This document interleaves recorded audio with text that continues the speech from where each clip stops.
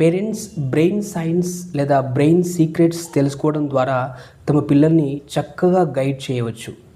ఎందుకంటే కేజీ నుండి పీజీ వరకు స్టూడెంట్స్ అందరూ కూడా long lectures, back to back classes, dense reading వంటి యాక్టివిటీస్ వల్ల వాళ్ళు త్వరగా అలసిపోవడానికి అవకాశం ఎక్కువగా ఉంటుంది.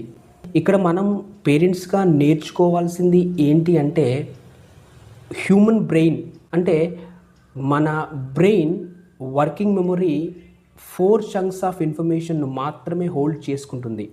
ఆ 4 చంక్స్ ఆఫ్ ఇన్ఫర్మేషన్ దాటిన తర్వాత అది పిల్లలు నేర్చుకునే నాలెడ్జ్ను లేదా పిల్లలకు వచ్చే ఇన్ఫర్మేషన్ను అది ఎఫెక్టివ్గా రిసీవ్ చేసుకొని స్టోర్ చేసుకోలేదు. దీన్ని మార్కర్ బోర్డ్తో కంపేర్ చేయొచ్చు. ఫర్ ఎగ్జాంపుల్ ఒక క్లాస్ రూమ్లో ఒక మార్కర్ బోర్డు ఉన్నట్లయితే అది నిండేంత వరకు మనం రాయగలుగుతాం.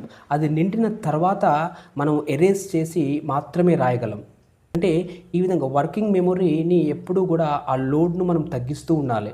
తగ్గిస్తూ ఉంటే ఆ రోజంతా క్లాసెస్ రోజంతా చదవడం వల్ల నేర్చుకోవడం వల్ల వచ్చే నాలెడ్జ్ని అంతా కూడా మనము చాలా చక్కగా స్టోర్ చేసుకొని తర్వాత నెక్స్ట్ క్లాస్కి చాలా రిఫ్రెష్గా ఉండొచ్చు. మన వర్కింగ్ మెమొరీ చాలా లిమిటెడ్. 2001 వరకు 4 to 7 chunks of information hold చేసుకుంటుంది అని బ్రెయిన్ సైంటిస్ట్స్ నమ్మేవాళ్ళు. 2001 తర్వాత అది only 4 chunks of information at a time store చేసుకోగలదు అని బ్రెయిన్ సైంటిస్ట్స్ కన్ఫర్మ్ చేశారు. అయితే ఇక్కడ గుడ్ న్యూస్ ఏంటంటే మనం చిన్న చిన్న టెక్నిక్స్ పాటించడం ద్వారా ఈ వర్కింగ్ లోడ్ మెమొరీని అమాంతం తగ్గించి దాని ఎఫిషియన్సీని పెంపొందించవచ్చు. అది ఎలాగంటే పిల్లలు ఫర్ ఎగ్జాంపుల్ ఒక క్లాస్ విన్న తర్వాత ఆ క్లాస్లో విన్న ఇన్ఫర్మేషన్ అంతా లేదా నాలెడ్జ్ అంతా కూడా వాళ్ళ ఒక 2 సెంటెన్స్ సమ్మరీ కింద వాళ్ళ రన్నింగ్ నోట్స్లో రాసుకోవచ్చు. లేదా దాన్ని మైండ్ మ్యాప్ కిందికి కన్వర్ట్ చేయొచ్చు. మైండ్ మ్యాప్లో చాలా రకాలు ఉన్నాయి. ఈ రెండిట్లో ఏది వీలైతే అది చేసుకోవచ్చు.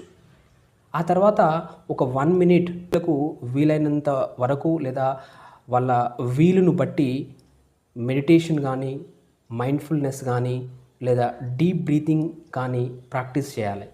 ఇలా ప్రతి క్లాస్ తర్వాత ప్రాక్టీస్ చేయడం వల్ల నెక్స్ట్ క్లాస్కి వాళ్ళు వర్కింగ్ మెమొరీ లోడ్ తగ్గించి దాని ఎఫిషియన్సీని పెంచి తర్వాత వచ్చే లెర్నింగ్ నాలెడ్జ్ని వాళ్ళు ఎఫెక్టివ్గా వాళ్ళ వర్కింగ్ మెమొరీ ఎఫెక్టివ్గా రిసీవ్ చేయడానికి వాళ్ళు రిఫ్రెష్ అవుతారు. ఈ చిన్న చిన్న చిట్కాల ద్వారా వాళ్ళు బాగా ఇన్ఫర్మేషన్ను నేర్చుకోవచ్చు. ఎందుకంటే మార్నింగ్ నుంచి ఈవినింగ్ వరకు ఈ లెర్నింగ్